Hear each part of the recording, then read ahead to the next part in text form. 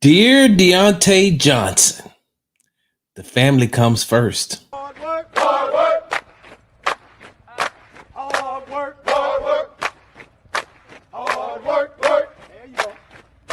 Hard work, work. Everybody doing it right. Hard work, work, work. That's what you say. Hard work, work, work. Earn more pay. Hard work, work, work. Do it every day. Hard work, work. Get up out of 2:45. Hard work, work. Let it go and earn more pay. Hard work, work. Boots on and lace. Hey, what's going on, y'all? Hold on one second. Hold on one second. Tune to the Sports Talk with Big Sarge show. I'm your host, Big Sarge. Let me make sure I got this right and together. Get this thing. There we go. Why do I look like that? Make sure you follow me on the app formerly known as Twitter and Big Sarge Sports with a Z at the end. Make sure you follow me on the Tick and the Talk. Something ain't right. Let me get this. Give me a second. I feel out of whack. Feel out of place. There we go. Make sure you follow me on the Tick and the Talk at Big Sarge Media. Make sure you subscribe to my YouTube channel at Big Sarge Media. Follow me on Instagram at Big Sarge Sports with a Z at the end.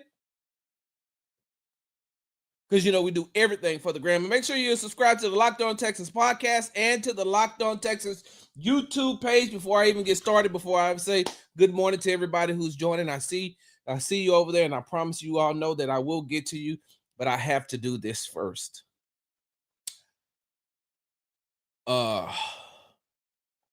This morning, my late wife Jamila's mother passed away. She transitioned this morning. And so this show is going to be dedicated to her. Patricia was someone who helped me out when I was in a really rough space. So I just ask that you all please pray for the family. Pray for my grandbabies. Pray for her friends and her former co-workers. Just pray for Patricia and the family. And say, if you can, say a special prayer. One for Jaden, who is Jamila's youngest son, who was there when Mila went through the exact same thing her mom went through. Jaden has seen it he's seen his mom go through the transition of dealing with cancer and passing away. And he's also seen, he was with his grandmother who went through the exact same thing. So pray for Jaden, and then pray for my oldest granddaughter, McKinley, because, well, my oldest granddaughter, McKinley, and my oldest grandson, Finley, because both of them have been through a lot at 10 going on 11 and 9 going on 10. To lose your grandmother and your great grandmother, at such an early age, it's a lot. It's a lot to deal with. And so, I just want to make sure that that I dedicate this show to Patricia, and that I can send my condolences out to my family, and that's down in Georgia right now, having to deal with that. And so I got to get down to Georgia here pretty soon, so I can see my grandbabies and help them out, take them to Chuck E. Cheese or something. I don't even know if Chuck E. Cheese is still open, but make sure we get there. All right. Because I ain't gonna I'm not going to sadden us out, because we got some pettiness to get through. We got some pet. Hey, side note, right? First of all, good morning, Alexis. Good morning, Marcus. Morning, BG. Morning, Dre. Morning, Madison. Morning, Sarah. Morning, Patty. Morning, Ashy Knuckles Boxing. Good morning to y'all. Hey, look, I got to be petty though because I seen something. Jan, I'll put out her social media here pretty soon. Jan said something. She shared something, and then I shared it and said I've been asking this question for a long time. Ladies, I just have a question for all the ladies that's in here. Like, would you date a single man with a cat? Like, I've been asking that question for years. For years, I've been asking that question. Would you date a single man that had a cat? I get it. I understand. Like, I a single man with a cat, like, that just it seems weird to me. Like, even if you have a little dog, if you have one of them little Yorkies, if you're a man, you got one of them little Yorkies or one of them little dogs. I mean, I understand one of the little house dogs that you dress up, you let them lay on the couch and all that other stuff. They stay in the house. I mean, I grew up in a time where the dog was not in the house. Like, Butchie was outside, and Butchie ate whatever we didn't eat. We didn't have all this uh special made dog food for Butchie. Butchie would come to the back door. We talked to Butchie through the screen because a lot of people don't even have screen doors anymore. We talked to little Butchie through the screen, or we go outside and we play with Butchie. I mean, I don't even know if we ever really walked him. I mean, because I guess he got enough exercise in the backyard. He wasn't tied up. So that's always been like I've always wanted to, if I'm gonna have a dog, I'm gonna have a big dog. But I've always wanted to ask. I mean, I'm sorry, I've always asked, not wanted to. I've always asked, ladies, y'all date a man with a cat, a single man with a cat? A cat. You go to this man's house for the very first time and he has a cat. You stay? And if you do, how long do you stay? No, I'm just asking. Like if you're on one of them dating apps and you see a man on there with a cat, you swipe right or you swipe left? Hold on, what Alexis say? Oh no, it's Raymond. What's up, Raymond? My mom told me never to trust a man who has a cat as his pet. Exactly. Exactly. Mark, let's say that's crazy work, right? Suspect. Uh,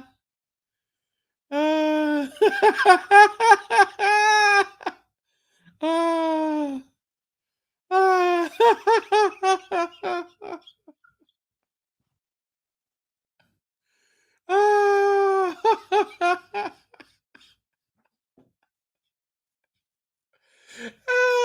if you're a single man with a cat in your dating profile, should you say, I like to take long walks in the park? I like writing poetry sitting under the moonlight. Sometimes I take myself out on a picnic.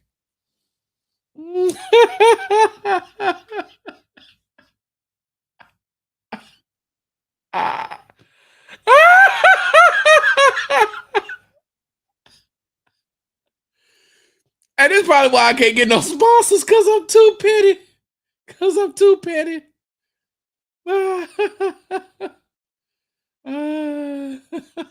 I got this at Five Below. I got this from Five Below. A single man with a cat. I had a partner. Who he had that cat since childhood, right? Which was also weird to me because I don't know. I never experienced a young man in my circle who wanted a cat as a pet. Everybody always wanted dogs.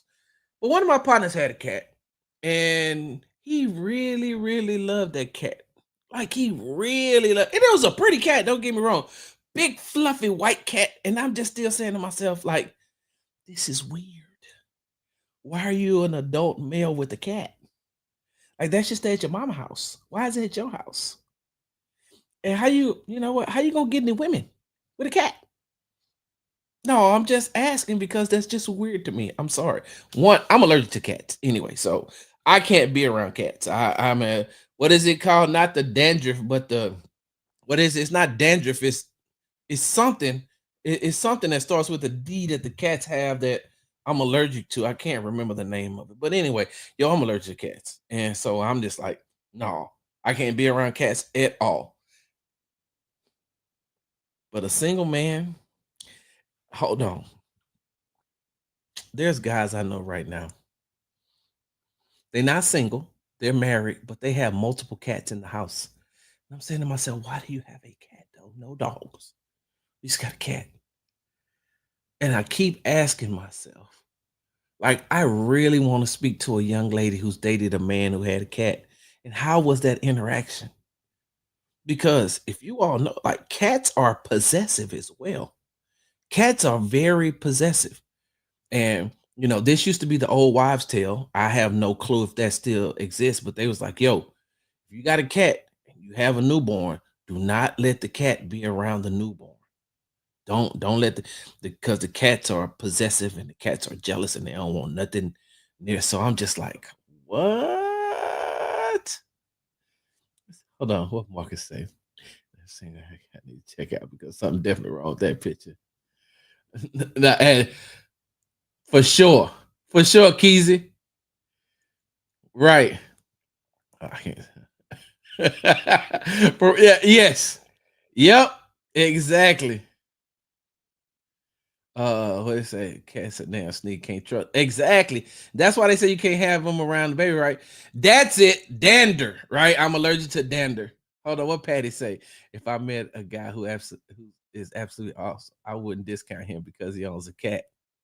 Yeah, till that cat scratch you on the back of your neck because you're around the owner.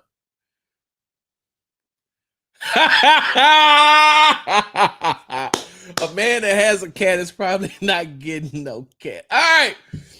Once again, you tuned to the Sports Talk with Big Sarge Show. I'm your host, Big Sarge. Thank you for joining me here today. Make sure you subscribe to my YouTube channel at Big Sarge Media. Make sure you follow me on Instagram at Big Sarge Sports with the Z at the end. Make sure you follow me on TikTok at Big Sarge Media. Make sure you're following me on the app formerly known as Twitter at Big Sarge Sports with the Z at the end. All right, let's go ahead and get into it because so let me tell y'all something. You remember Monday show?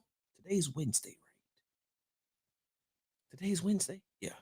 So you remember on Monday's show when I said I leaned over into the mic and said, and the truth be told,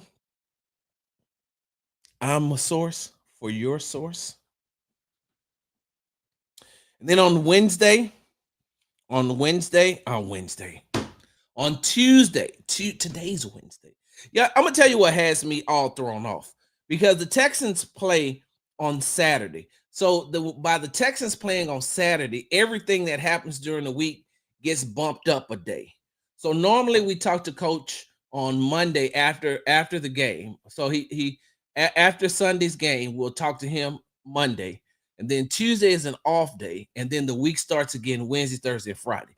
But because they play on Saturday, now Coach spoke on Monday, then Coach and CJ, who would speak on Wednesday, spoke on Tuesday, and then today we get the coordinators that we normally get on Thursday. Thursday we get open locker room and we get to talk to Coach off the record. And then Friday is an off day, travel day for the team because they play on Saturday. I'll also be traveling on Friday. So that's why if I get a little off, y'all help me out. Y'all help bring me back, okay? All right. So on Tuesday, the Houston Texans waived wide receiver Diontae Johnson. And the internet went crazy. Texans fans went crazy. NFL analysts went crazy. And so, and one of the reasons why I did not do a show after I came back from NRG on Tuesday because I need to let everybody get whatever they wanted to get out. What's up, Texas Tangents? I needed to let everybody get everything that they needed to get out. And I needed to do a little bit more research before I spoke on the situation. Now, what most of you all have seen is the report about him being in the locker room talking to Joe Mixon after the game and talking to Azeez Al-Shaair after the game. I was present in that locker room. I seen that, and I was going to ask about that when we came back on Tuesday.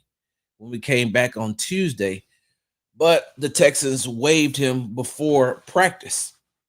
And so one of the things that I've seen a lot of people and I've heard a lot of people commenting about what went on in the locker room. And let me tell y'all something. Y'all know something about if y'all know anything about Sarge, y'all know what up, Tay.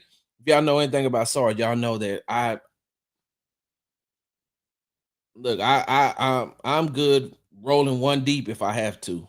Hey, y'all know I told y'all on numerous occasions one of my favorite songs in my top 5 is One Deep by Zero. If you ain't never heard that, then you go ahead and type that up on whatever music streaming service you use. Type in One Deep Z-RO. One Deep. When Mila was living, and when her and them kids heard One Deep by Zero, hey, leave him alone. He in another headspace right now. Leave him alone. Don't mess with him. So I preface that to say that I'm cool with being one deep. And so I don't care about, if people like me, if people don't like me, I'm gonna be me and I'm gonna always love me no matter what. So I preface that to say this. There was a lot of people who were talking about things that happened in the locker room that wasn't in the locker room. There's a lot of people talking about the interactions that that Joe Mixon and Diontae Johnson had, and the interaction that Deontay and Aziz Al Shahir. You know what? And if they're your people, and if you talk to, ask them what did Deontay have on? Ask them that. Ask them that. Ask them when you talk to them. Hey, what did he have on? Because if they're able to tell you what he had on, because it wasn't no regular degular type outfit. It was not.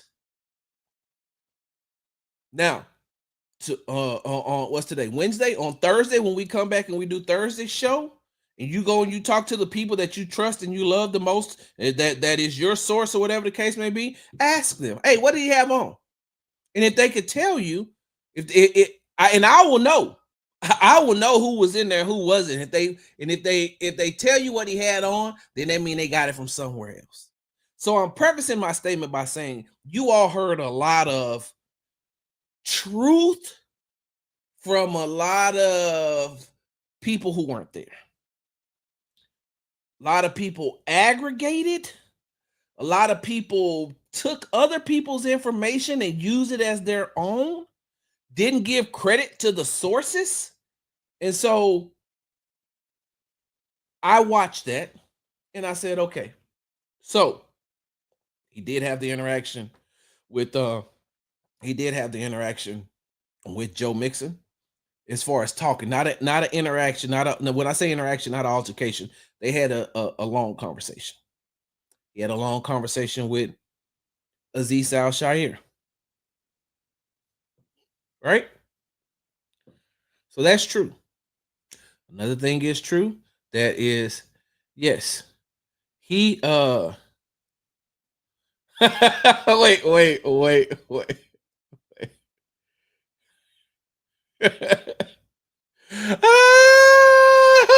Really though. Hey, I'm sorry, y'all. If y'all, that's how the One Deep song starts off. So look, another thing that's true, that's being aggregated by people who got the information from other people, and I don't have an issue. This is the one I don't have an issue with. The locker room stuff is what I have the issue with. This is what I don't have the issue with, because you may talk to some people in the know, and if they tell you, then that's cool. I don't have an issue with that. So make sure when y'all clip this up, y'all clip that up. Sarge don't have an issue with you saying that the truth part about he was upset that he was not getting enough touches. He was upset that he was not getting enough touches, right? That's true.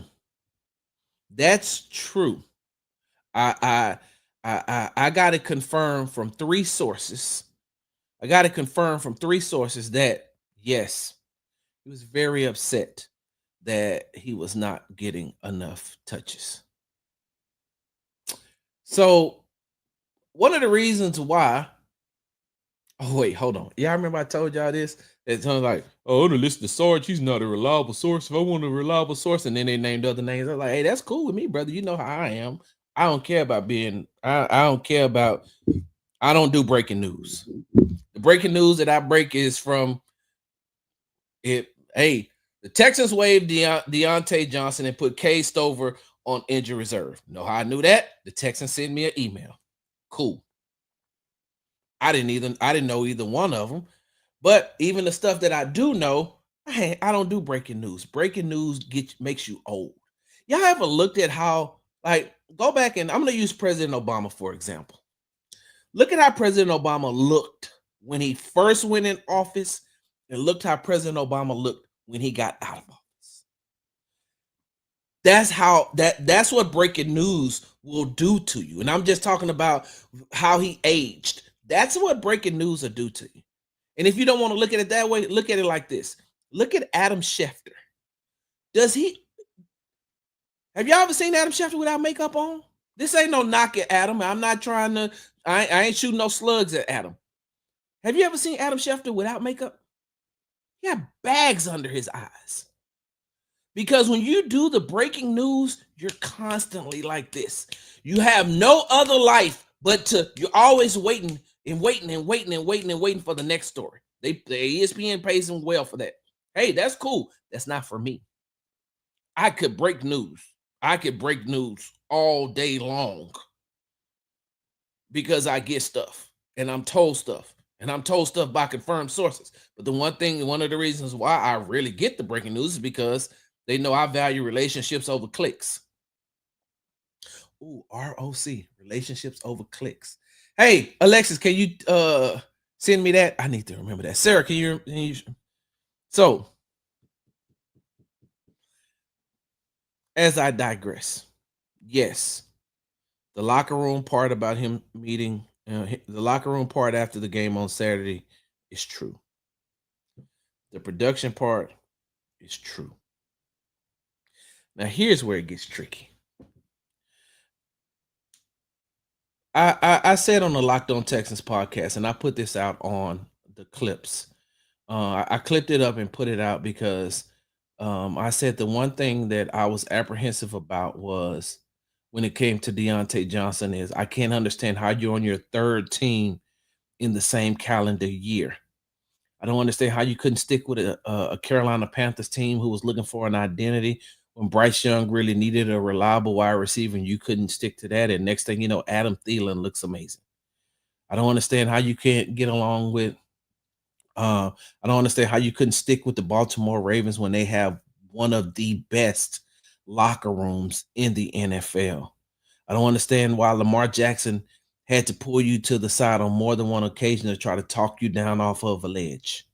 I don't understand it. I don't understand why other people inside the organization had to continuously talk to you. But side note, I do understand. I'm not a doctor. I'm not a psychiatrist. I'm not. I'm not any of that. What I'm about to say right now is based on opinions and personal. It's personal and it's my opinion. I can recognize mental health issues when I see them. I can say that as a person who deals with mental health issues. I recognize mental health issues when I see them. There's clear indicators. Clear indicators. If you deal with mental health issues outside of being a clinician, outside of being able to diagnose someone with mental health issues, game recognized game. I know, and I mean that. I can recognize. So you couldn't get along. I mean, you couldn't land and stick in. I mean, sorry, you couldn't stick in Carolina. You couldn't stick in Baltimore. And then you come here. Now you come here, and my first thing was, I'm not worried about his ability. I'm worried about his accountability. I'm worried about his accountability. I'm not worried about the ability. I know that the talent is there. I'm not worried about that. I'm not worried about how you perform on the field. I know you can run routes. I know you can catch. I know how the rest some of these wide receivers and quarterbacks feel about you. I was there when Joe Mixon talked about you and how good you looked in practice and how you were clicking and everything was going. I understood that. I just couldn't understand how you couldn't stay in Carolina, who at the time needed somebody to be productive on the field. They ended their season good. Bryce Young ended the season very well. But at the time when you were there, you could have been the person to step up, and then they didn't want you. And then you get to Baltimore, a place where that offensive system is designed for you to be able to flourish and shine. You on the other side of Zay Flowers and Rashad Bateman. Rashad Bateman, Zay Flowers, y'all all should have been those pieces to you should have been one of those pieces to help take the Baltimore Ravens to the next level, because they have Lamar Jackson, they have Derrick Henry, and if they could add you as another piece to keep that offense moving, but then you couldn't stick there. So now I'm saying to myself, okay, all right. So then the Texans signed him, right? Because there's no Tank Dell, there's no Stephon Diggs. A lot of their wide receivers outside of Nico Collins are young, or Robert Woods is still a good possession wide receiver, but he isn't the Robert Woods of old. Mechie, Hutchinson, Jared Wayne. You're still looking at these. You're still looking at players still trying to get their feet set in stone in the NFL. So they bring you in. I said that's cool. Not worried about the ability. I'm worried about the accountability. Right? You come here and in your first press conference, you say, "This is about." You know what? I'm gonna play it. I ain't gonna pull it up. I'm just gonna play it. I'm gonna let y'all. And if you follow me, you've already heard this. But if you don't follow me, then I'm gonna do it right now. I want you to listen to what you know what? No, I'm just gonna share my screen. Let me pull this up. I want you to listen to what I want you to listen to what he had to say. What Deontay Johnson said in his first press conference. What am I looking for? Here we go. Y'all give me a second. I'm gonna pull it up. All right. Give me a second, y'all, because I gotta share my screen. Let me share my screen with y'all.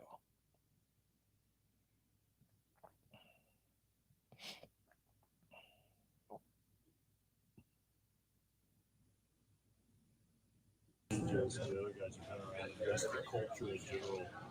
What have you learned already about the culture? Team first. Everybody's about the team. I'm about the team too. So I'm doing whatever the coach has me to do for special teams. I'm trying a couple plays here and there. I just contribute in some sort of way. That's all I'm really worried about. Just the other guys have been around. Hold on, y'all. Give me a second. Let me get back. So you heard that, right? You heard that. You heard that. I'm not going to share my screen again. I just want to. I'm going to play this part through my microphone, and I know this is ghetto, but I'm cool with that. This is y'all know how we do it on Sports Talk with Big Sarge. We ghetto over here too. Hey, y'all know that ghetto is actually a Jewish term. Look that up. That's really weird, right? Ghetto is actually a Jewish term. It was created by the Jewish people. Team first. Everybody's about the team. I'm about the team too. So I'm doing whatever the coach has. Team first. I'm about the team as well. So I'm doing whatever the coaches ask me. Hold on.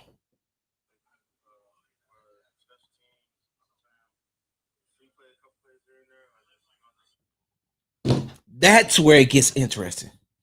Few plays, couple of plays here or there. I'm about the team. I'm about the team. Team first. Couple of plays here, couple of plays there. Team first. You went from being team first to me first. Because then you start crying and complaining and crashing out. Listen, right here, told y'all. This is why you listen and you follow Sports Talk with Big Sarge. That's why you follow Big Sarge. Make sure y'all follow me on Instagram, Twitter. I don't know how long TikTok gonna be around, so I can't be saying the tick and the talk. But please go to my YouTube page, Big Sarge Media, and subscribe. I need the subscribers. I don't really need them for monetary aspects. I just need them because I feel like I got something to say and y'all need to hear it. Look, this is why. Team first, and then you became me first. A couple of plays here, a couple of plays there. Now raise your hand if you heard this before, because I'm about to tell you something that I don't think too many people know. And if they do, they got some damn good sources. Saturday, while the Houston Texans were defeating the Los Angeles Chargers, while they were winning, Deontay Johnson was on the bench pouting and sulking. Deontay Johnson was having a meltdown on the bench during the game. Hold on. Raise your hand if you heard that, right? Raise your hand if you heard that, because I got some more I gotta add. I'm just gonna leave that right there. 1 second.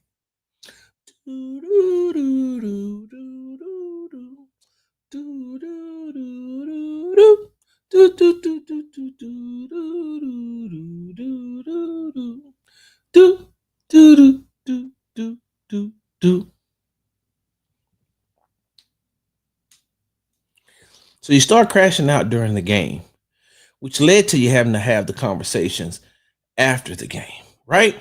Right.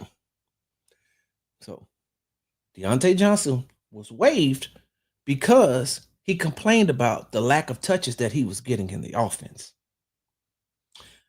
This is where it gets better. This is where it gets better.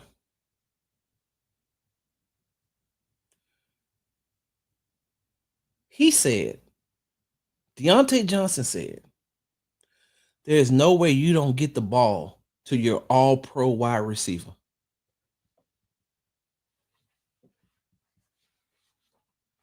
Who?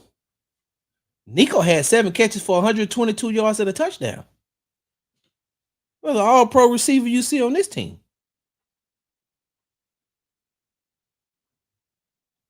Wait, hold on. I don't see how you can't get the ball to your all-pro wide receiver. Bro, Nico looked amazing. I don't know if you remember that or not. Like, Nico had some really good plays. Nico had 37-yard reception. Nico had a touchdown. Like, all pro. Bro, you're not even all metal. You ain't all wood. You ain't all what? All pro?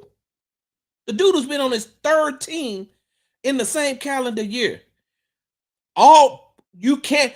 You don't understand why you can't get the ball. They can't get the ball to their all pro wide receiver.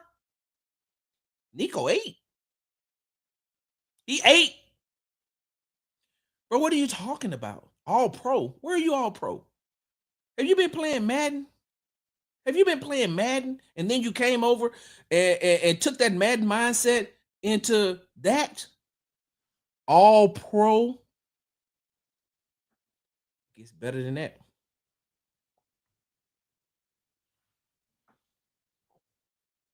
Because I got to feed my family. I need to get the ball because I got to feed my family. Huh? They brought you in and gave you a check.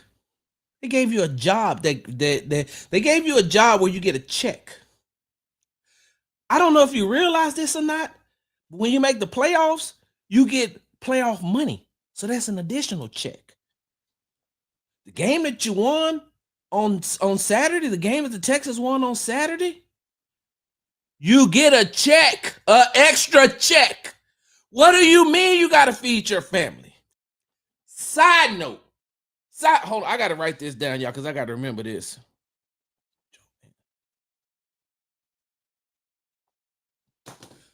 Okay.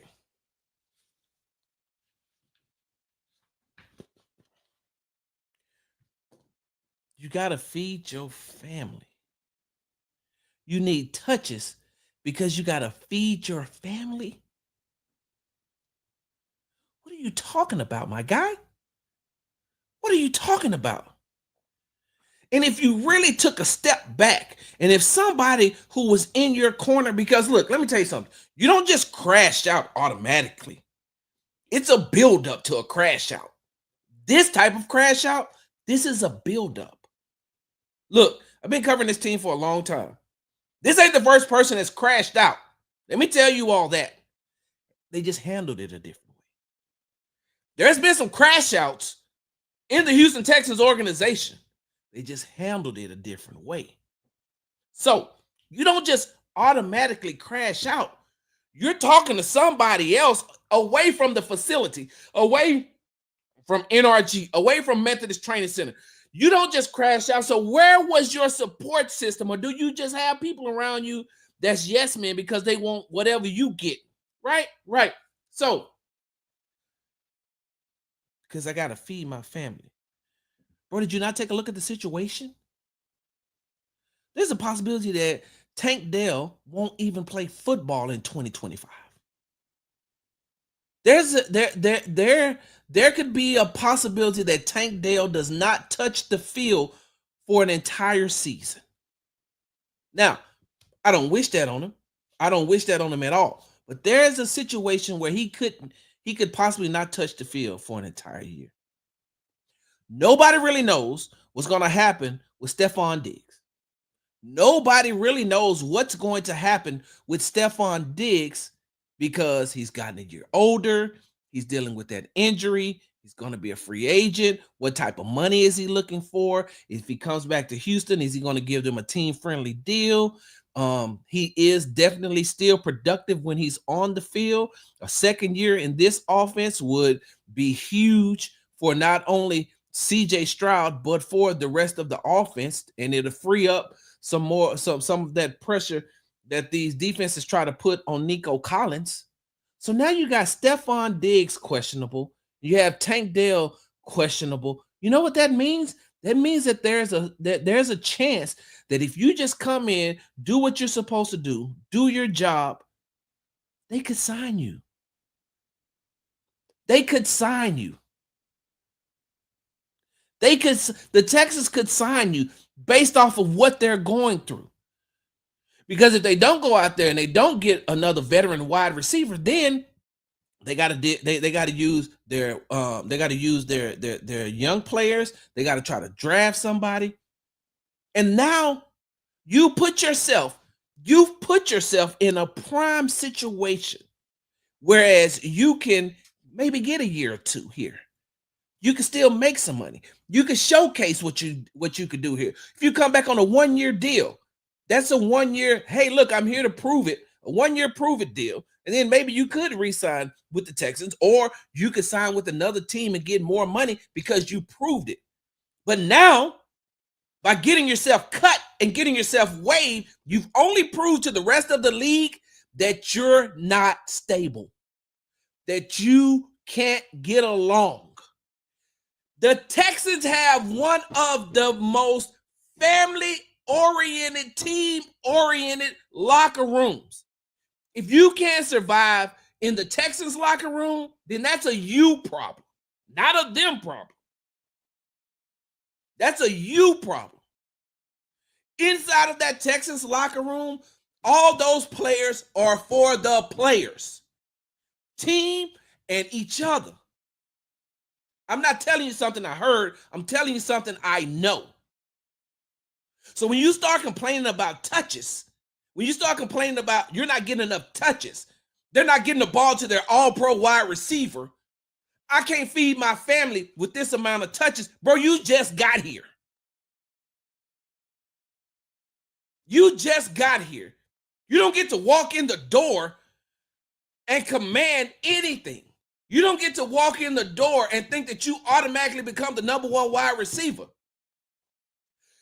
From where your locker was, you look to the left on the corner.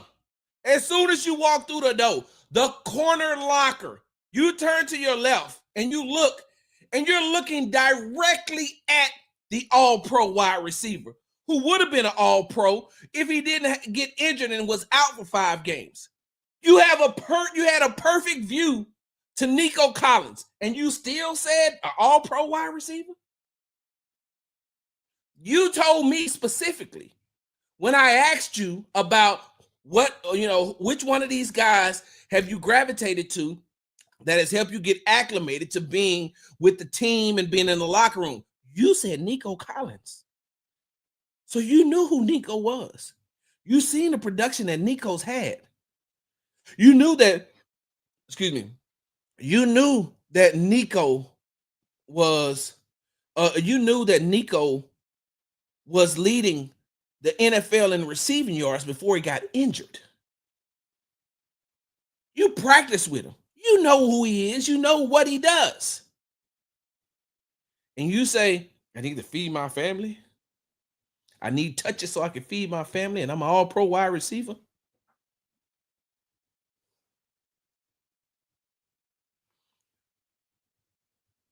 You said it yourself. You said it yourself. This is team first, family first, right? Team first, team first. That's how they are. Team first, family first. Team first, family first. Team first, family first. All that other stuff. Last week, I was talking to Nico, and this is before the Chargers game, and during the scrum, this is in the scrum. I put this clip out on social media. Man, you made the Pro Bowl this year. You were able to become 1,000-yard wide receiver. I know that the team comes first, but how did it feel just to be able to accomplish some of your personal goals? Oh, that was cool, Sarge. I got my personal goals, blah blah blah. But we got something that we trying to do. We got something that we trying to do here. We got something for the team. We got a team goal. Joe Mixon, when he got the Good Guy Award from Pro Football Writers Association, the Houston chapter. Man, I appreciate this award. Same day he was voted on to the Pro Bowl. He was Pro Bowl selection. Hey man, you got voted on to the Pro Bowl. All that's cool, but I'm not trying to play in the Pro Bowl, because if I'm not playing in the Pro Bowl, that means I'm playing in the Super Bowl. We got a team here. So you knew all of that. And you still crashed out. Now, there's going to be some people that's like, oh man, Sarge, blah, blah, blah, blah, blah. I know way more than I'm saying right now. Way more than what I'm saying right now. Sarge don't get off into all that other type stuff. I'm just telling you that there's no reason why they had to console. There's no reason why players should have had to console a grown man who had just won a playoff game.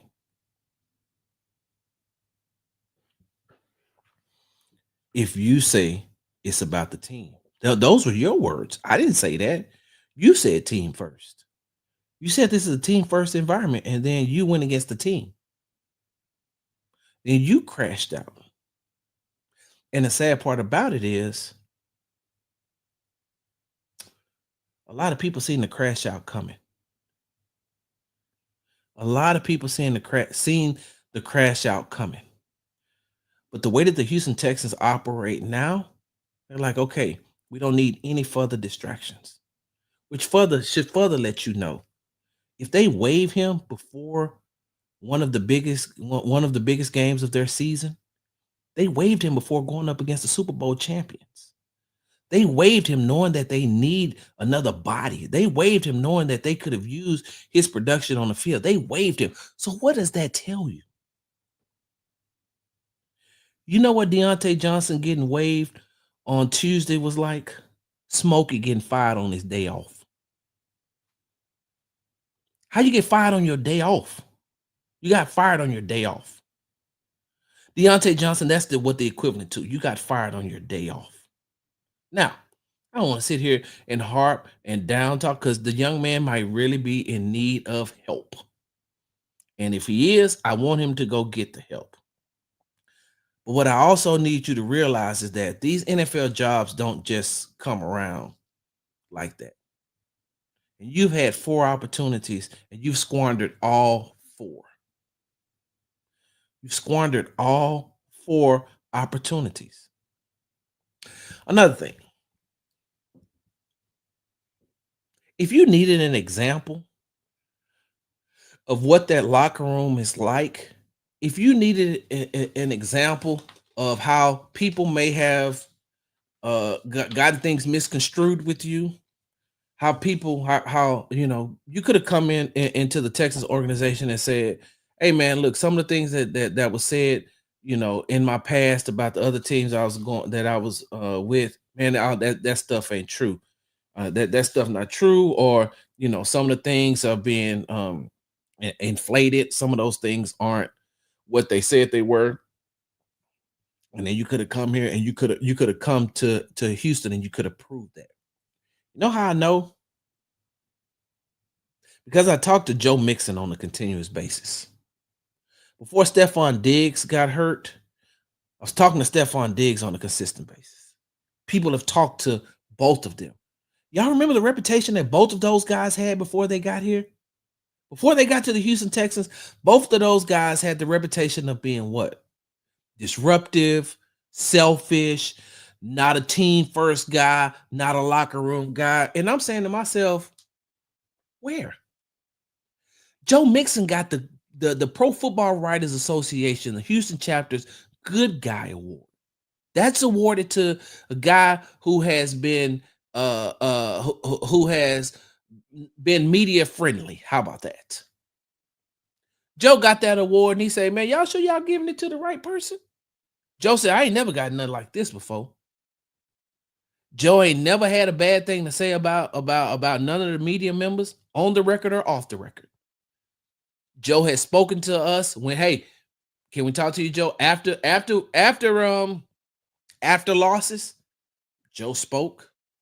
He'll speak.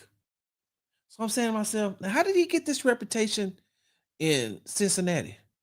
Stephon Diggs the same way. "Hey, I can't talk right now. I'm gonna get y'all though."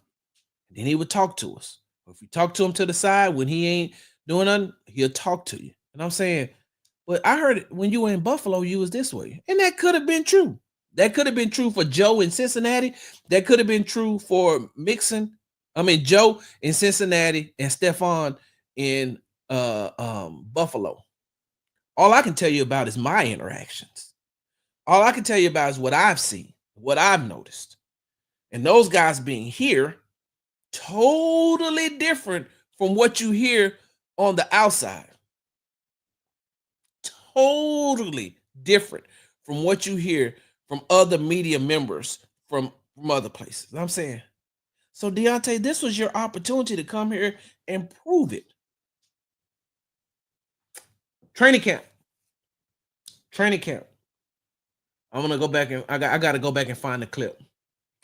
You remember when I asked D'Amico Ryans, because I was asking him about Jeff Okudah and, hey, what's the other cornerback that they had that they cut?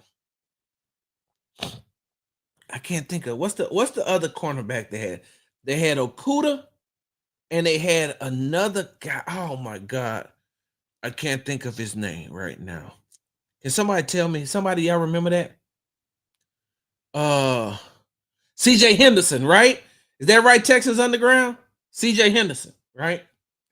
2 guys who were basically, thank y'all, I appreciate that, Henderson. 2 guys that they had wrote off. 2 guys that the rest of the NFL had wrote off, had gotten some labels stuck onto them about, the way they play, work habits, or whatever the case may be. I specifically asked D'Amico Ryans, hey, when you're bringing these guys in, some of these guys who may had, some bad things said about them in the past, some of these guys who have this label on them of some of these guys that have a negative connotation about them, some of the guys that other people have talked bad about. How do you incorporate them into your system? How do you take that and block out what everybody has said and incorporate them into your system? And D'Amico specifically said, he said this verbatim. I don't listen to what other people say because I got to take my own judgment. I don't look at what other people look at. I look at what I look at through my own eyes. I don't know what situation that they've come from or been in and what their interactions was with that person. That was that person. Here, everybody has a clean slate with me when you come here from somewhere and you may have had another situation. When you come here, you have a clean slate. I'm going by off of what I see with my own eyes. I evaluate with I do the evaluation on what I see in a player. And if that player can come here and if that player can play, if that player can be acclimated to team first, if that player has one of those family oriented type mindsets, that player can make it here. But I do my own evaluations. So what I'm saying with Deontay Johnson, you had that same opportunity that everybody else had. You had that same opportunity that Joe Mixon had, who was painted in a certain light when he was in Cincinnati. You had that same path and trajectory that Stephon Diggs had, who had been painted in a certain light when he's in Buffalo. You had that same path that Jeff Okuda had. You had that. And some of these other players that are on this team that people had given up on. I got an interview coming out here pretty soon. I talked to Texans defensive lineman, defensive lineman. Talked to Texans defensive line coach Rod Wright. And I specifically asked him about some of the guys, on the interior part of the line. And some of the guys, I asked him about the interior for sure, but it was the defensive line as a whole. And he said, one of the reasons why these guys are such a close knit unit, one of the reasons why these guys go out and they give their all on every play, he said, and I'm not talking about the Will and the Daniils. I'm talking about the other players. He said a lot of these guys will be the first ones to tell you, man, I was told no in a lot of situations. I've been told no a lot. And so when I got here, you told me I can. Not no, but I can. So I go out and I work hard. I said that to say this. Those are some of the same conversations that they had with Diontae Johnson. Bringing Deontay Johnson into the fold wasn't just, ooh, let's go get Deontay because we need a body. Because that's what I thought at first. I was like, oh, they just went out and got a body, a wide receiver body. And not bad. Someone who can run routes, someone who does have a lot of talent.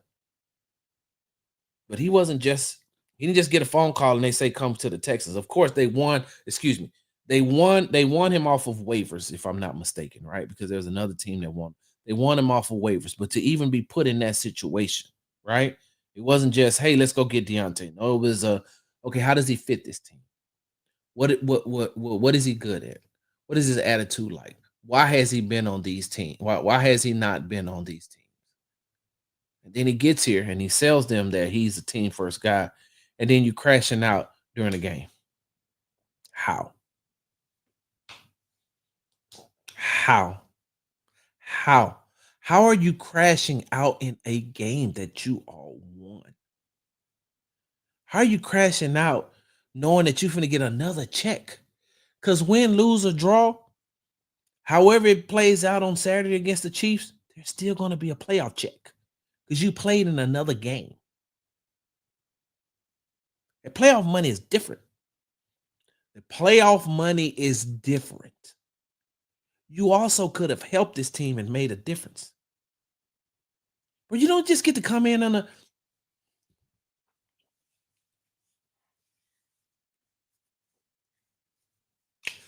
This is the equivalent to. It's the equivalent to when a person gets into a new relationship, right? A person gets into a new relationship, and instead of trying to find out and get to know. I don't want to say get to know, but try to find out the things that happened in the previous relationship. Instead of listening to your partner, your spouse, you come in and automatically just start saying what you gonna do. Wait a minute, hold on, time out. What? Yeah, so I'm gonna come to the house and blah blah blah blah blah. Whoa, what? So yeah, I'm gonna use your car and whoa, whoa. And if you got kids, let me tell you something. I got kids from not biological kids, but they my kids from my late wife Jamila and my current wife Chrissy. When me and Mila first started dating, she had Mila had 4 kids when I met her. 4. You know what I did? I didn't come in and try to take over. I came in and I learned the lay of the land first. Hey, what we got going on here? Because you got 2 boys and you got 2 girls. And contrary to belief and what everybody's gonna lie to you and tell you, you gotta treat your boys different than you treat your girls, and you gotta treat your girls different than you treat your boys as a man. Because as a man, you have to show your boys what a man should be. And as for your girls, you got to show your girls what type of man they need in their life. You have to be the example on both sides, but you also have to learn the lay of the land first. So what did I do? I learned the lay of the land. And then I interjected myself and say, this is what should work. This is what should work in this situation. This family is already established. I'm new to the family. I don't get to come in and disrupt everything and then make everything about me. No, no, no, no, no, no, no, no. I got to learn the lay of the land of this already established family. And then this is how we're going to do. My wife, Chrissy, has 2 daughters, right? 2 daughters. 2 daughters who were already in college when I met her. Meaning that this has been a long time standing family. And, their dad was in their life for a minute and then he wasn't. And then Chrissy was the only one, and outside of her family who helped as well. But immediate family, it was just her. I don't get to come in and just say, well, I'm the man and this is how things supposed to be and this is how things are going to go. And this, no, I got to come over here and learn the lay of the land because I'm the new person. I'm new coming into the family dynamic. So as for me coming into the family dynamic, I got to learn the lay of the land and then I have to incorporate what works. I can't even use everything that worked in my previous marriage in my new marriage. I can't use everything that I use with those kids with these kids. You can't. Because it's 2 different situations, 2 different circumstances. You can use some of the things. You can't use all of the things. So in both of these situations, me coming in, I had to get acclimated to the lay of the land. And then once I got acclimated to the lay of the land, I was able to incorporate myself. And then let's move on like that as a plan. I mean, as a family, as a unit. I don't get to come in and just dictate right off the bat. You come in with that type of mindset, you're not going to last. I say all that. I preface all that to say, Deontay Johnson, that's what you should have done. You knew what worked and what didn't work when you was at Pittsburgh. You knew what worked and what didn't work when you was at Carolina. You knew what worked and what didn't work at Baltimore. Because if you didn't, you shouldn't have went to another team. And you should have learned right off the rip when you walked in there, hey, these guys about totally different. Joe Mixon is going. If Joe Mixon, the team wins, team lose, he gonna be the same person whether he has 200 yards rushing or if he has 2 yards rushing. If he has 2 yards rushing, he ain't gonna talk about the team. He gonna talk about himself first and what he could have done better. What I could have done to help the team. But no, Deontay, you are mad about you didn't get touches. So you want the ball force fed to you? So you wanted the touches that D'Amico got? You wanted the touches that Mechie got? Like, because I'm confused on why should they have to force fed you the ball? They won. And once the offense started clicking, it started clicking. And I hope that you know that it started clicking without you. So they went in and they looked and they said, "Hey, look, we can do it without you. We just proved it. And we did it before you got here. We're going to keep doing it after you're gone. So now you got to sit back and watch the divisional game between Kansas City and Houston and root against Houston."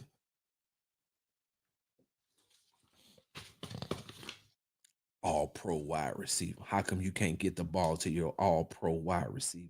What? All pro what? My guy, are you serious right now? Man, I need touches because my family got to eat. What you feeding them? Y'all eating that expensive? Hey, why don't you play the long game? Yo, come in here. Do what I need to do. Let me go ahead and, cause see, all right, Sarge, now you preaching. All right, I'm cool with that.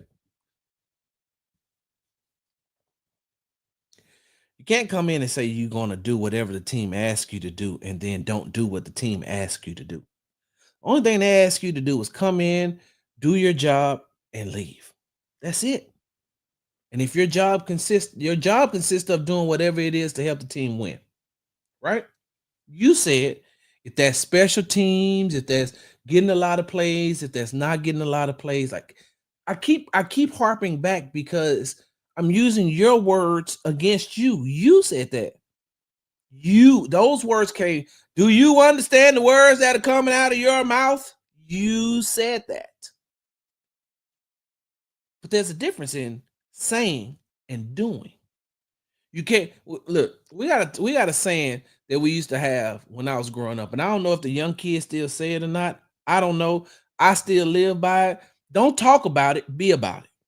I don't know. Don't talk about it. Be about it. Don't talk about it. Show me. Show me. Show me better than you could tell me. Because you told me, but then you didn't show me. Like you told me, you didn't show me. And now guess what I'm pissed off about? Time is the one thing that time is the most valuable possession that an individual has that he can never get back. He or she can never get back. Or whatever you identify as. And I mean that. I'm not being sarcastic. I'm being serious. Time is the most valuable possession a human being has, and something that they will never get back. They lose it all the time. They'll never be able to get it back. What you've done is you came in and you wasted time. You wasted time. You said you wanted to be about team first, and you didn't. You weren't. You didn't. You weren't about the team first. You crashed out. And Mr. Johnson, I know that you had been crashing out.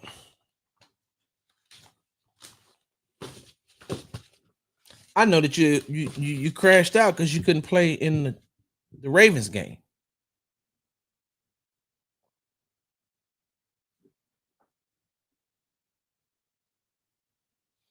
I know you crashed out the Titans game.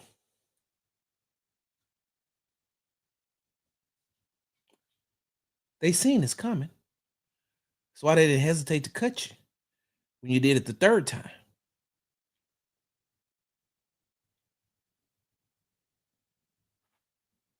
Very good in practice. Very good in practice. Did everything. It was the games that messed with you. It was the games where you thought that you should have been featured more, done more, have.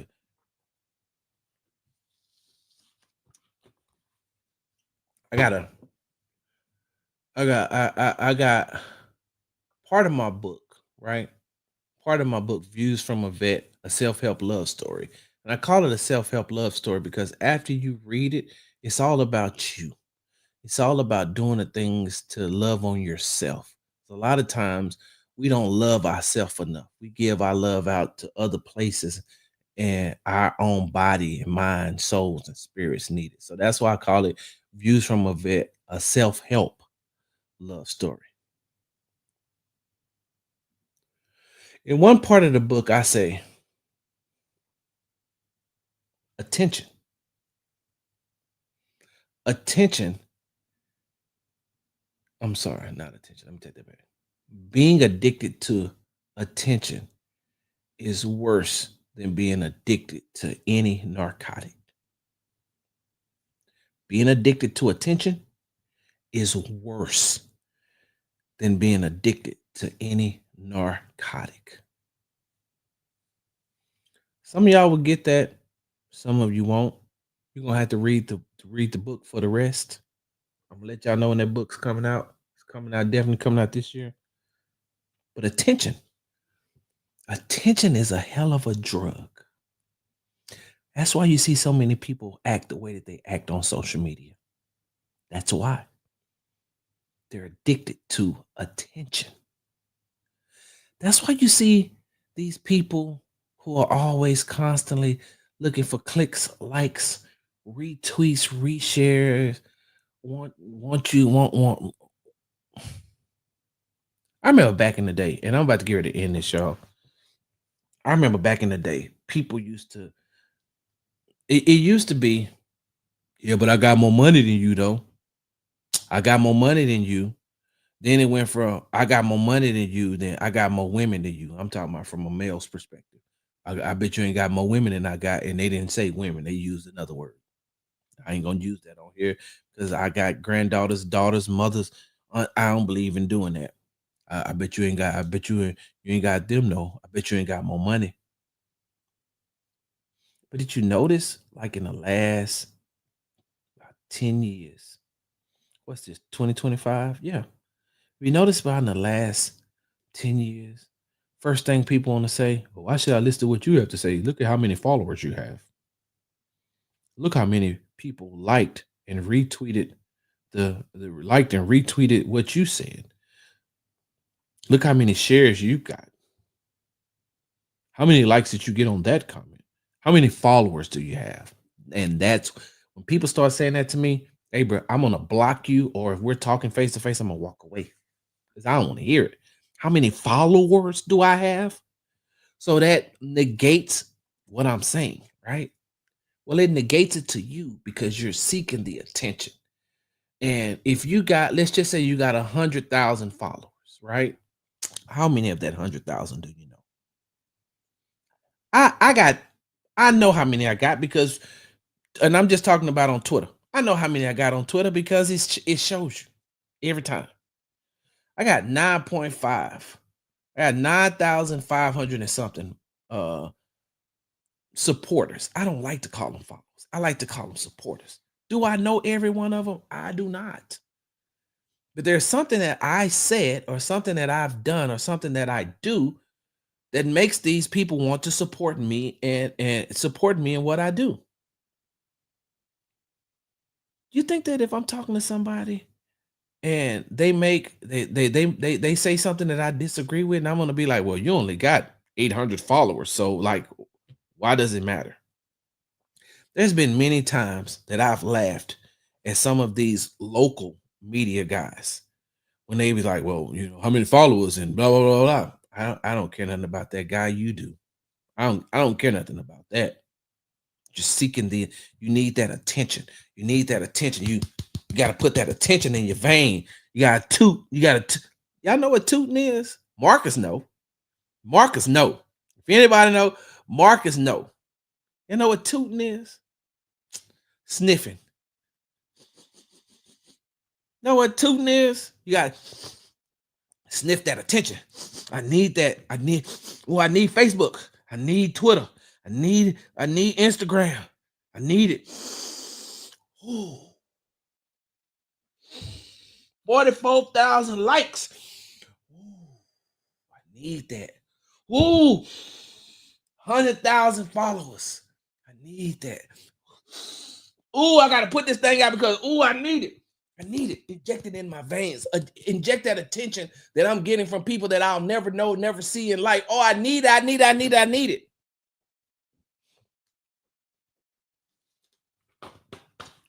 Exactly what Deontay Johnson did. He needs that attention. He needs that affirmation of I'm the man. I'm the man. I need that affirmation of I need them to be talking about me. No other way. No other way you could say make the type of statements that you made and it not be attention seeking. Because if you're on a team in an offense that you may not get the most touches, but you're still contributing to winning, what's the problem? What's the issue? Unless you gotta have your name called, or you have to see your name. You have to constantly see your name. That's why I laugh all the time when some of these people start talking about CJ. Oh man, CJ went on his tour. He wanted fame. He wanted this. He wanted that. Blase this, blase that. Some of y'all really, really got to know CJ. You'll know that's the farthest from the truth. And especially right now, that's the farthest. He ain't seeking no type of attention. He just want to win. He wants to win. That's why I be laughing. So I be like, man, it's crazy. But you got a lot of people on that team. There's not one player on that team that I can name that is looking for attention. They're getting the attention. They're getting the attention because they're a good team.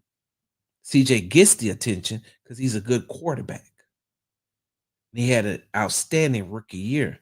Will Anderson Jr. gets the attention because he's a dang on good defensive lineman. He's a good edge rusher. He's going to get that attention because all of that comes from his play and his willingness to do whatever it takes for the team to win. Let me put y'all up on game a little bit. Hold on. This is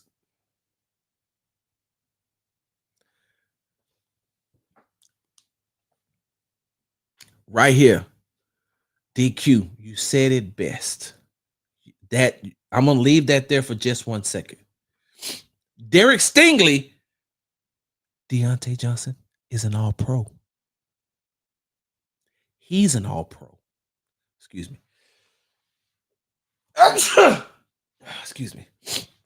Derek Stingley is an all-pro who could care less about attention. Could care less about attention. Don't care. Not at all. Not one bit. Another person that I feel has the potential, the potential to be an all-pro, who I can see in the next 2-3 years taking that step and getting up there, Kamari Lassiter. Could care less about attention. Kamari does everything in his power to avoid talking to us. He don't want the attention. He does not want it. He does not want it. Now, will he talk to us? Yes. Do I get a chance to talk to him? Of course. Off the record, all the time. He ain't looking and seeking no validation for approval from nobody but his team and his coaches and the organization. Could care less about all that other stuff. He ain't trying. The attention, no. Sting, no. Don't need it. They're not looking for it. But Deontay Johnson, you got to hear your name called. You got to see your name in lights. You got to see your name on social media. You looking for your name on Sports Center, and it's just not gonna happen because superstars, you know what superstars do? Superstars work, and they give all the accolades and the praise to the team and how they were able to contribute to the team. I'm gonna tell y'all this, and then I'm gonna get up out of here, right? because one day we're gonna have a real conversation on why Deontay Johnson was really, really released, why he was waived. The touches, the lack of the lack of touches that he complained about a lot, a lot is one reason. There's another key component that we're gonna talk about. Man, we're gonna y'all. You just make sure if you ain't subscribing, I don't want to talk to you. I don't want none of them anonymous guys uh taking what I say and stealing my stuff and not supporting me. I might put that on Patreon.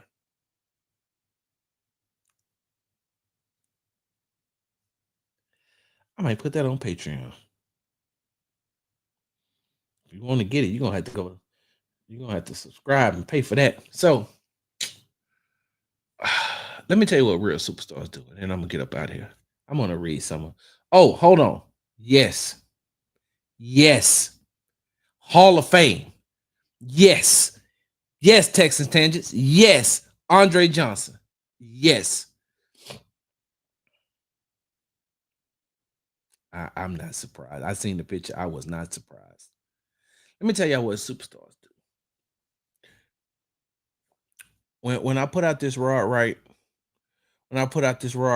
Texas defensive line coach, when I put out this interview that I had with him on Tuesday, you're gonna hear something. I'm gonna preview it. I'm gonna tell you.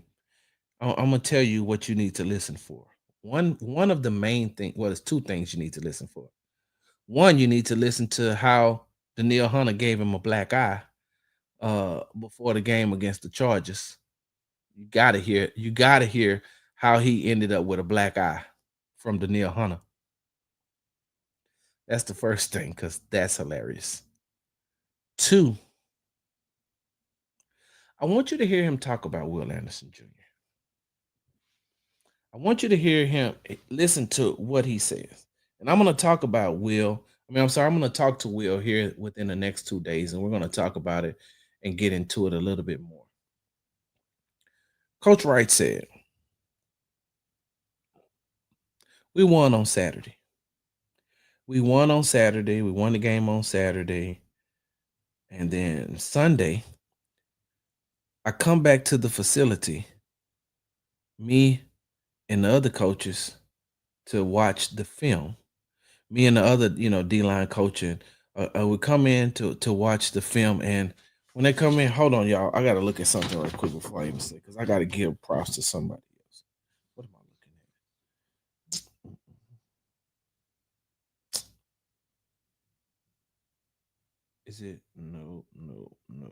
Dang it, I can't find it.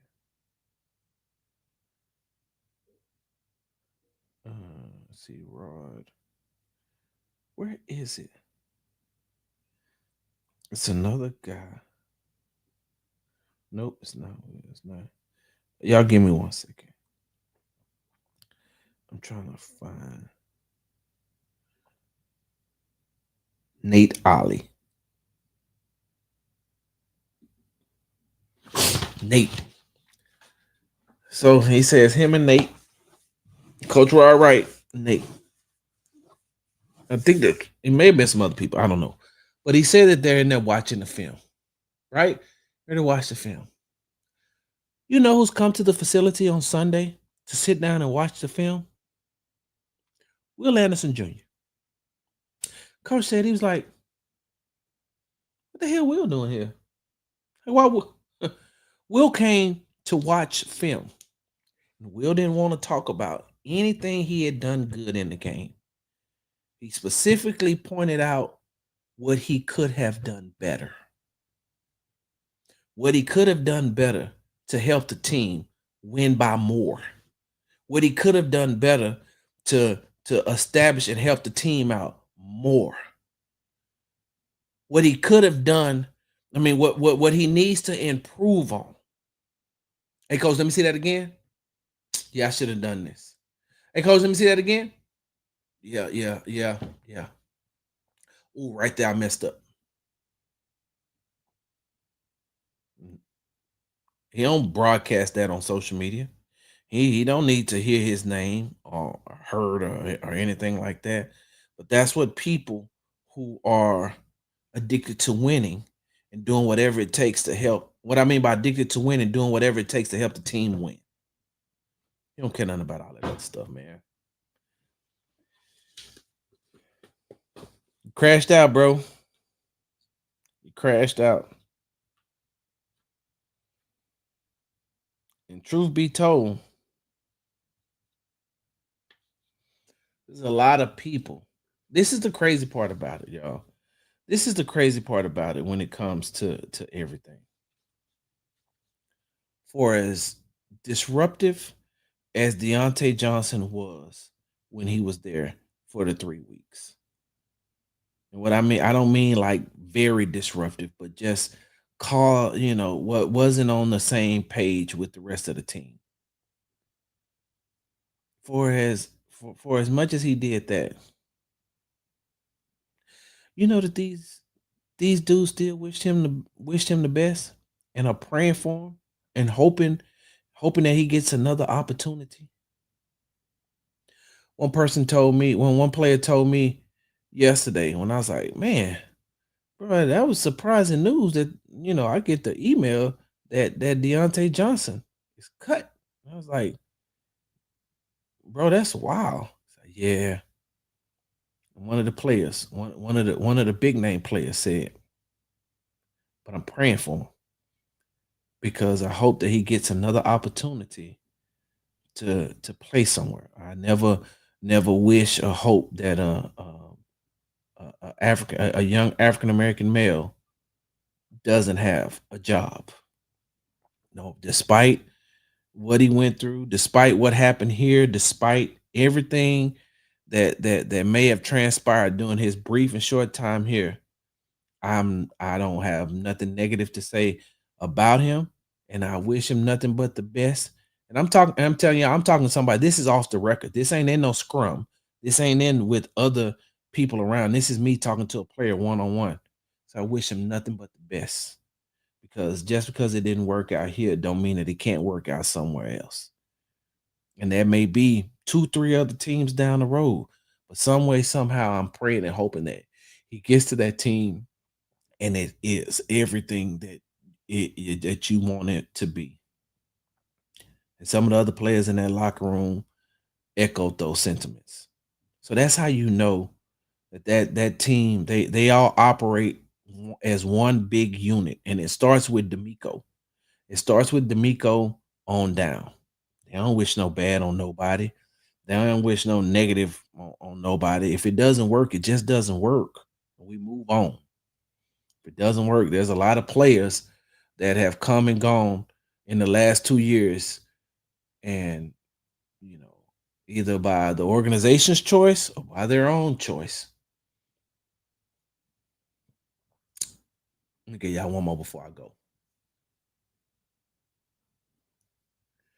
He gonna get mad because I'm telling y'all this, but I'm gonna tell him I told y'all this when I get to the locker room today. I gotta tell you this. So you remember, so y'all know Austin Deculus, right? Y'all know Austin Deculus, the lineman. I think he went to he's from the Cy-Fair area. Then he went to LSU, and then he got drafted here. And then after he got drafted here, then they let him go, and he went to the Jets. And then I think the Jets let him go, and then he went to the Saints. And then the Saints let him go. And after he got let go from the Saints, he said, my agent called me. He said, my agent called me and said, the Texans may be interested in bringing you back. And he said, before his agent could say another word, before his agent could get the next words out of his mouth, he said, tell them if they want me and they gonna bring me back, I'm hopping on I-10 right now. Well, I-10 or 290, one of them, I forgot where it said. Let's just say how he said, tell them if they want me, I'm hopping on the free to I-10. I'm hopping on the freeway right now. Right now.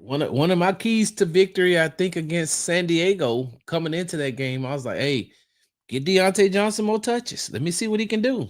Hey, look, I never questioned his ability. I questioned his accountability.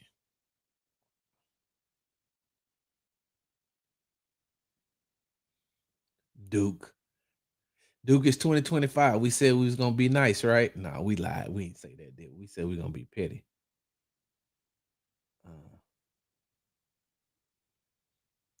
Yep, you're right. And the refs. I don't want to get into the ref. That's why I said, Tate, what is going on with these Pittsburgh wide receivers? Pickens, AB, um, him is somebody else too. It was somebody else. Let me see.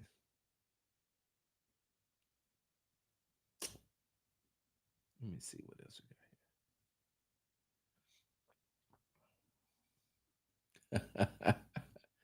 Oh man.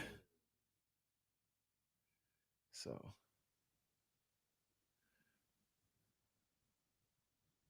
I think they're bringing Jared Wayne up. I think Jared Wayne got brought up. Did you get my message? Thank you for the birthday gift. I appreciate that. And I paid it forward. I paid it forward. Thank you. Thank you. Thank you. I just want you to know that.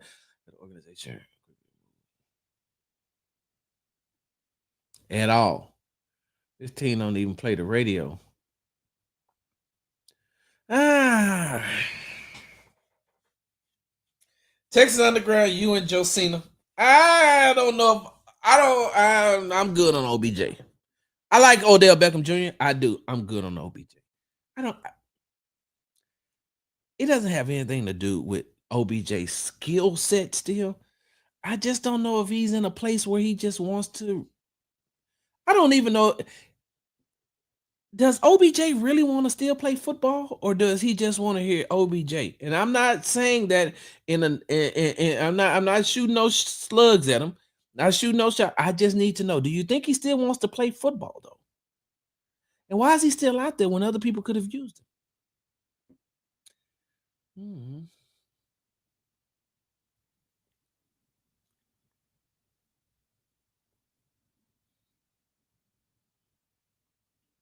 Yep. Let me see. See what we got here.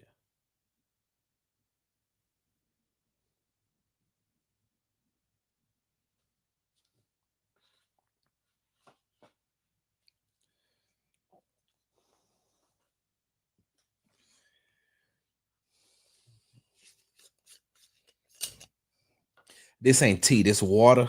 But I'm gonna drink it like it's tea, Sarah.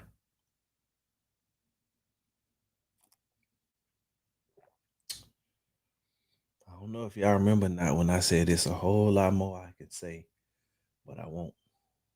Not here. Too many aggregators here. Too many people that snuck up in here and they're gonna take some of my stuff.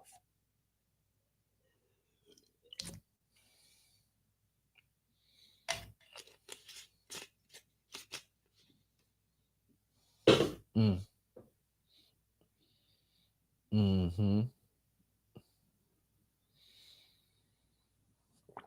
All right.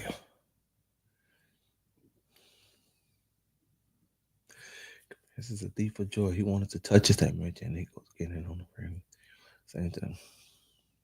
But y'all are on it today. This is why I love y'all so much. This is why I missed y'all so much. Mm-hmm. Mm-hmm.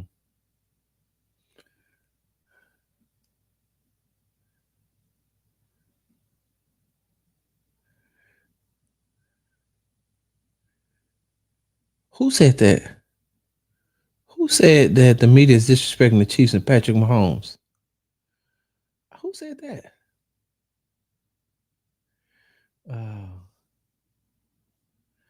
What I miss? Hold on. All right.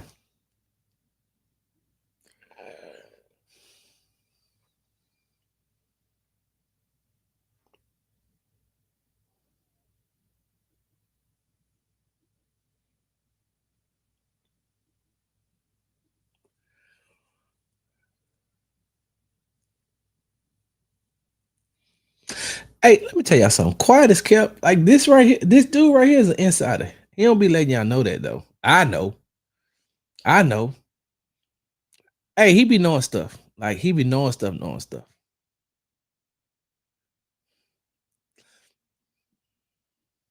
Mm-hmm. Mm-hmm. Mm-hmm. mm-hmm. Mm-hmm. Mm-hmm. Yeah. Yeah. You ain't, don't listen to them. They just trying. They worse than Peter Bukowski over at with the Packers. Mm-hmm.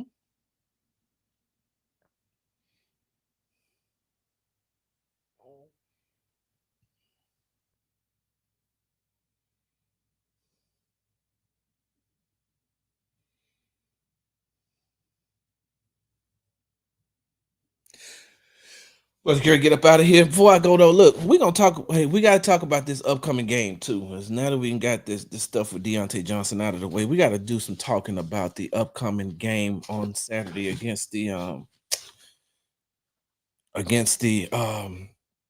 Kansas City Chiefs. When did I put that out? Hold on, y'all. Give me a second, cause I don't want to leave here without talking some football real quick. When did I put this out? Oh, this is the play.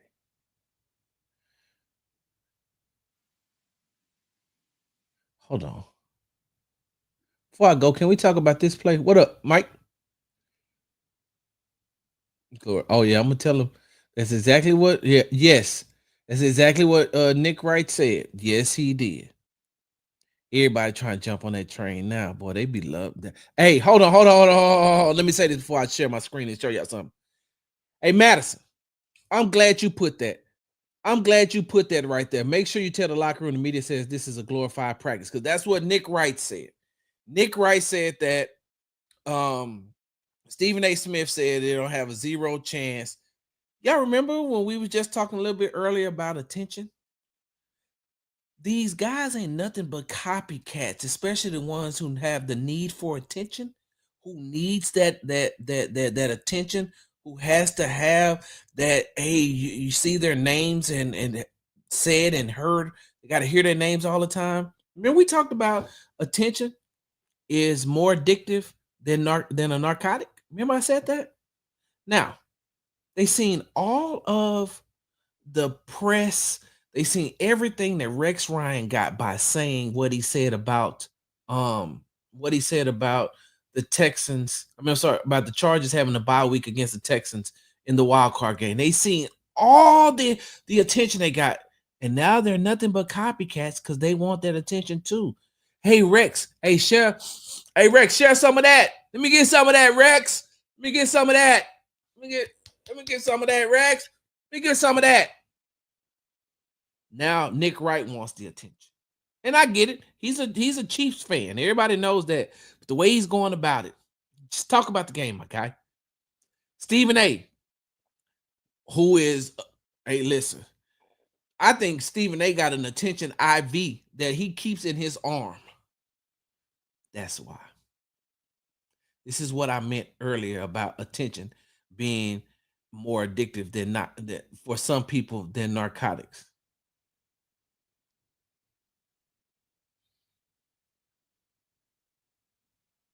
Yep.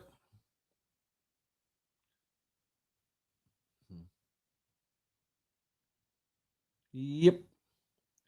So hold on. So let me do some football before we get up out of here. Let me share my screen. Share my screen. I'm gonna share my screen. Share my screen. All right, y'all. We gotta look at this, right? We gotta look at this. I'm just gonna listen. During his press conference on Monday, Texans head coach D'Amico Ryans made mention of Kansas City Chiefs running back Sammy P. Ryan, saying that he's good at running routes, he's good in pass protections. He's one of those guys that you can't sleep on. And that immediately brought me back to the week 16 matchup between the Chiefs and the Texans. This play is 1st and 10 with 52 seconds left in the second quarter. And watch what happens. Now, you know that when you got an Andy Reid led team, you can never sleep on Andy Reid. And when he has that mastermind at quarterback in Patrick Mahomes, that makes him just more dangerous. But watch this. So, Patrick Mahomes is going to bring Noah Gray into motion to see exactly what the defense is. When you look up top right here, you can see that this is linebacker Christian Harris, who is responsible for the running back because Jeff Okuda, I think is here maybe, and yeah, Jeff Okuda is here on Noah Gray, and um, who is that? Eric Murray is on Travis Kelsey. But watch what happens at the snap of the ball. And this is something that the Houston Texans probably are going to be very aware of the second time around playing against Kansas City, which is a good thing that they played them earlier in the season so they can get a feel for some of the things that they do. But watch what happens. Look at what Travis Kelsey is doing, right? Travis Kelsey is blocking off Christian Harris right here, preventing him from getting out into coverage on P. Ryan. But look at what Noah Gray is doing. Noah Gray is here, and he's also going to come down. And not only is he taking on Jeff Okuda, but he's going to come down and knock out Eric Murray out of the play as well. These are the type of plays that Kansas City loves to run to, those legal wide receiver and tight end pick plays that they do. This leads to a big play. I think it was a 36-yard gain. See that? Now all he did was get in the way. He gets in the way. That's why I say it's a legal pick. He gets in the way. And now look, Christian Harris has no chance, no opportunity. And the safety, which is Kalen Bullock, has to stay here because he still has a responsibility for the rest of the field. This is just a good play. And Patrick Mahomes knew exactly who he was going to. So you got to watch out for those type of plays when you head into Kansas City this weekend in the divisional game.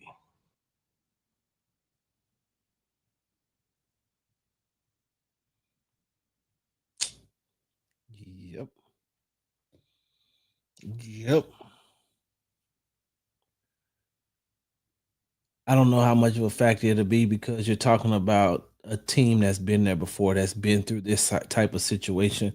Any other team, if we're talking about the Lions, I'll be like, that may play a factor, but we're talking about the Chiefs who are used to being off and playing in these type of games. So, um, and I keep telling them that. People keep acting like that game was not a blowout. It was not a, you're right, it was not a blowout. When I talk to CJ, when I asked CJ that question about going back to Kansas City, going back to Kansas City on Saturday after playing in such an emotional matchup on in week 16. One thing that I mentioned, and one thing that people keep overlooking when they talk about the Texans versus the Chiefs. Tank Dell's touchdown brought them within one possession. I'm sorry, one possession. Tank Dell's touchdown brought them within 1 point of tying the game. If Tank Dell doesn't get injured, I don't think that Kaimi Fairbairn misses the extra point. And now you have a game that's tied 17-17. For as bad as the Texans played, for as bad as they looked on offense, they still had an opportunity to tie the game with an extra point. So I don't see why everybody who is picking against the Texans, who are coming in for the first time fully healthy on the defensive line. I'm sorry, coming in fully healthy at certain positions on the defensive line. you play that game without Azeez Al-Shaair, so you do have different, coverage packages. Now Azeez has played against, Azeez knows how to play against a quarterback like Patrick Mahomes. I'm not gonna say he's gonna stop him, but you need that type of experience to be in the game and for him to maybe stop some of those runs. And I'm pretty sure, without a shadow of a doubt, that if Patrick Mahomes takes off running and he sees Azeez Al-Shaair, ain't gonna be none of that funny stuff he's used to doing. I'm pretty sure, without a shadow of a doubt, he's going to get down.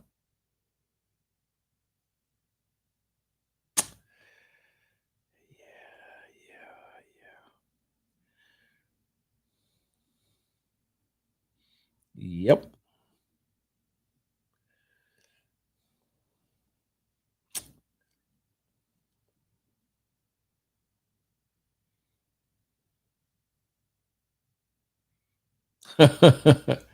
Yep. I do.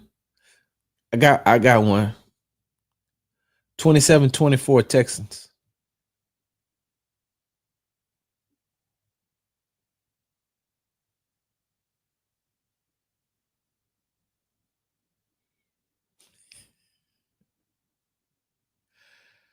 Yeah. All right. I got to get up out of here. Thank you for tuning in to the Sports Talk with Big Sarge show. I'm your host, Big Sarge. Make sure you follow me on the app formerly known as Twitter at Big Sarge Sports with the Z at the end. Follow me on the Tick and the Talk for the next 4 days, right? How many more days we got with TikTok? I don't even know. I don't even know. Dang. Guess I gotta still say it until then, though. Follow me on the Tick and the Talk at Big Sarge Media. Make sure you're subscribed to my YouTube channel at Big Sarge Media. Follow me on Instagram at Big Sarge Sports with a Z at the end. Because we do everything for the gram. And make sure you subscribe to the Locked On Texans podcast and the Locked On Texans YouTube page. YouTube page.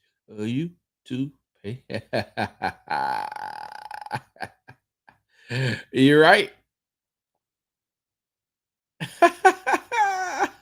Get these last couple in.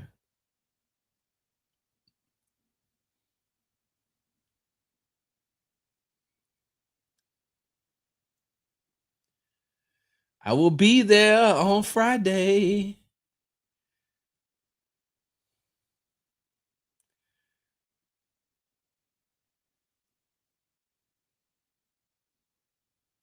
Oh, they just take it out of the app stores. Okay. All right. Works for me. Big Sarge, I'm out. Hard work. Hard work. Hard work. Hard work. Hard work. There you go.